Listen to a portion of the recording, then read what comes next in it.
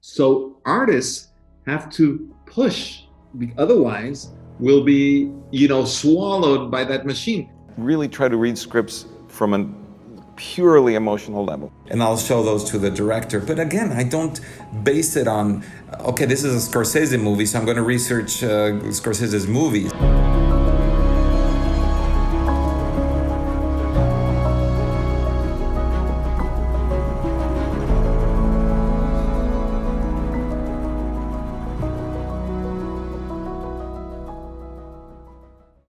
Well, I will say that especially when I was beginning, I would do anything that came across me. It was just starting, so whatever I was offered, I'd do. So I really did learn lighting and my job by filming constantly, anything.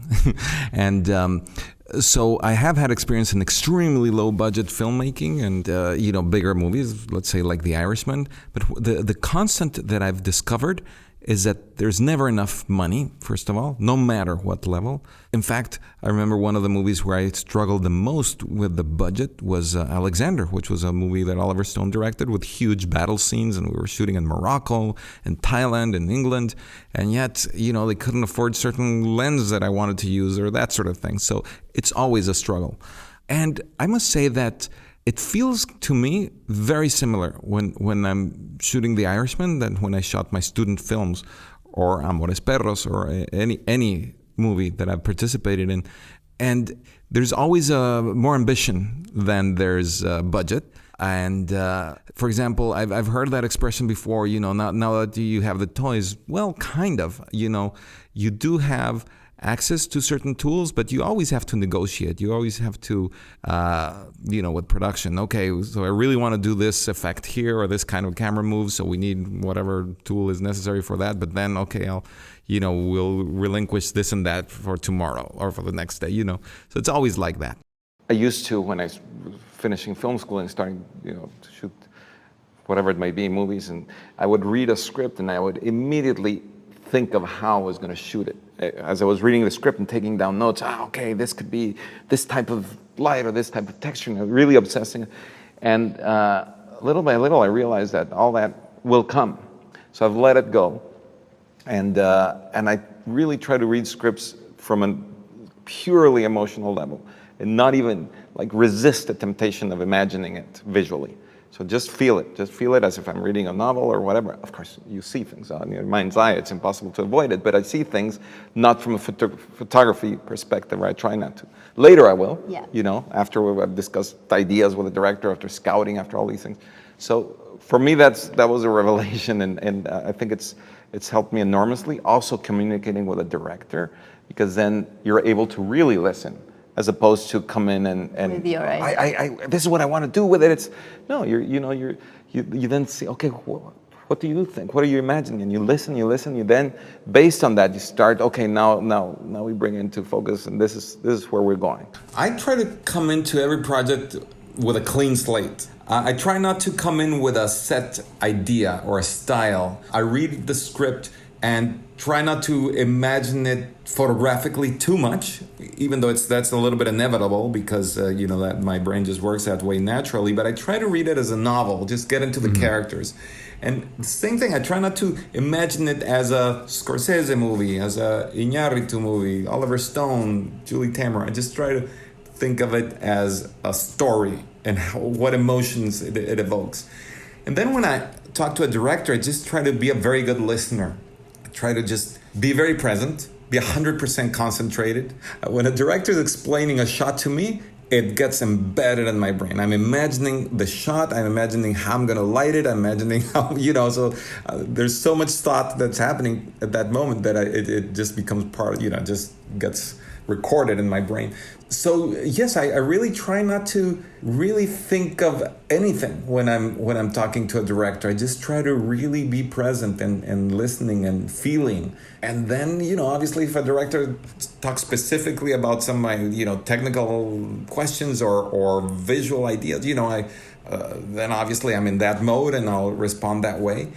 And then normally the second step for me is, once I've done that, is to then do a visual research and look at photographs, look at painting, look at references that it may evoke moments of the script, and I'll show those to the director. But again, I don't base it on, okay, this is a Scorsese movie, so I'm going to research Scorsese's movies. I just go, not even movies, I just go to whatever other inspiration I will find. I frankly, I rarely, if ever, use other movies as reference. I prefer to use still photography or painting or things of that sort because it's already a movie, if you know what I mean. I prefer to reference something that's either a photograph that's from real life or maybe it's a fantasy, right? And painting will also give you that. So that's how I mostly work.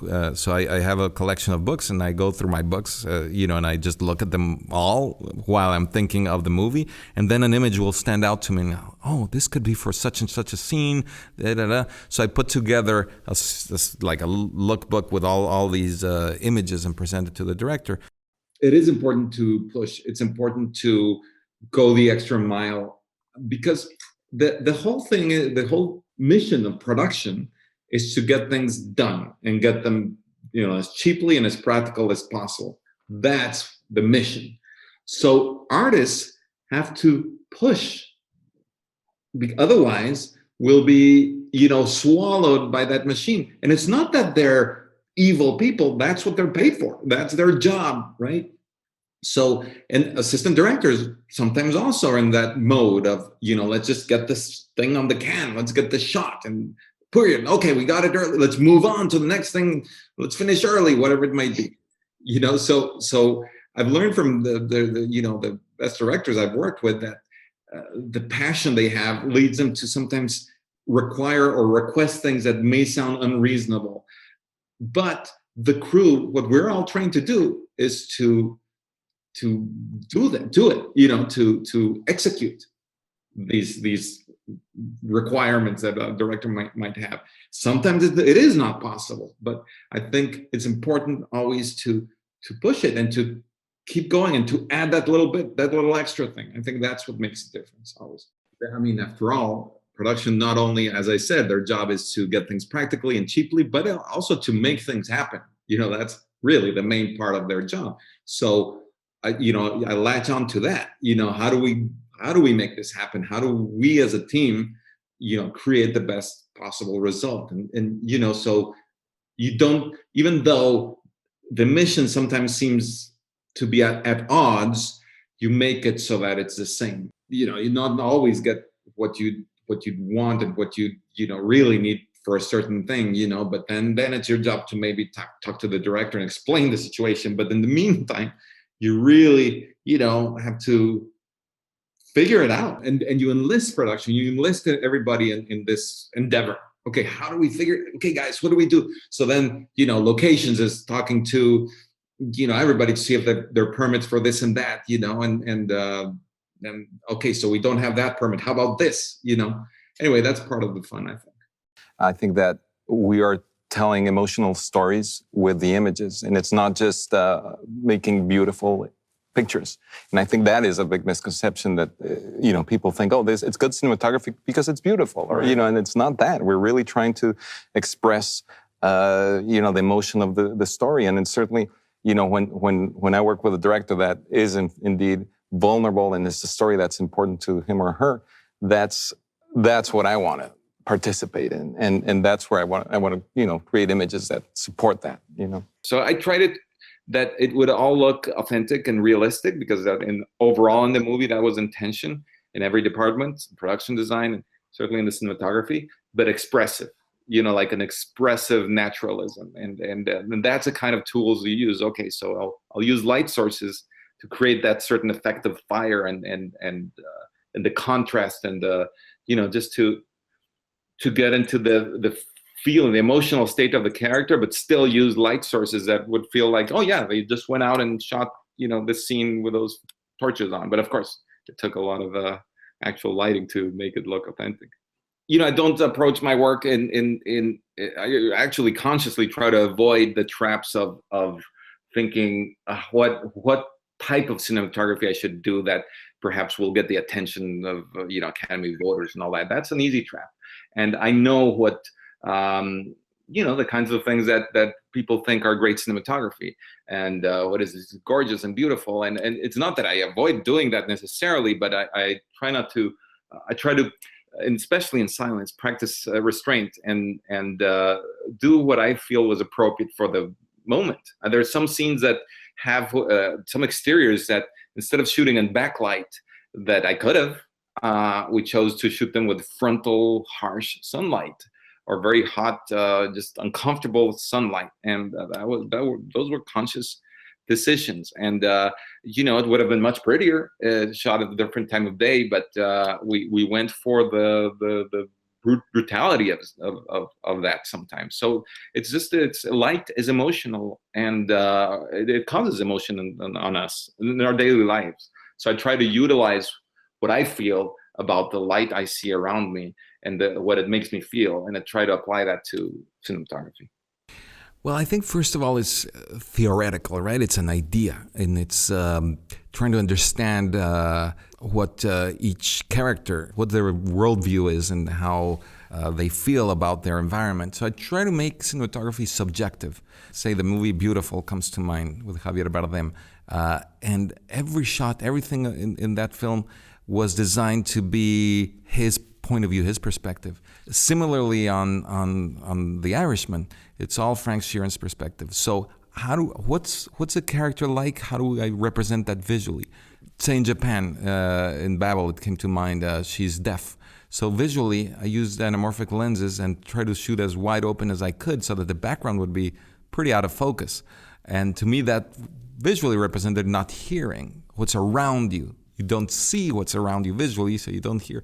So on The Irishman, for example, I decided to separate the decades, and that was a emulation of different still photography, amateur still photography stocks, emulsions. So it was Kodachrome for the 50s, Ektachrome for the 60s, and then the 70s and beyond was not so much a memory thing; it was more the present. So basically the present. But I went with an emulation of ENR. So it's a sort of desaturated and more contrasty look. So the color is drained as the movie goes along, and all this comes from, first of all, trying to understand the story, the character, and then research. I look at a lot of images. In this case, I looked at a lot of photographs, and then I go to the director and present, what do you think of this? And that's how the discussion begins.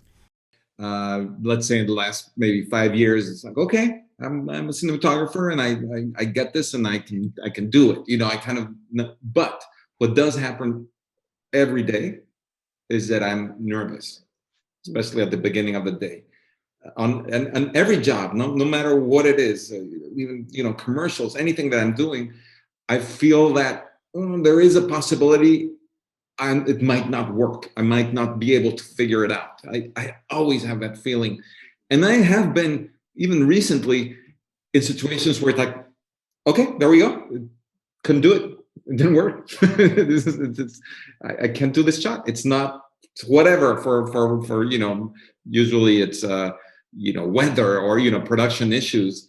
And it's a horrible feeling, the sensation of, man, I can't, it reached to a level where, but usually 99% of the cases, it's solved.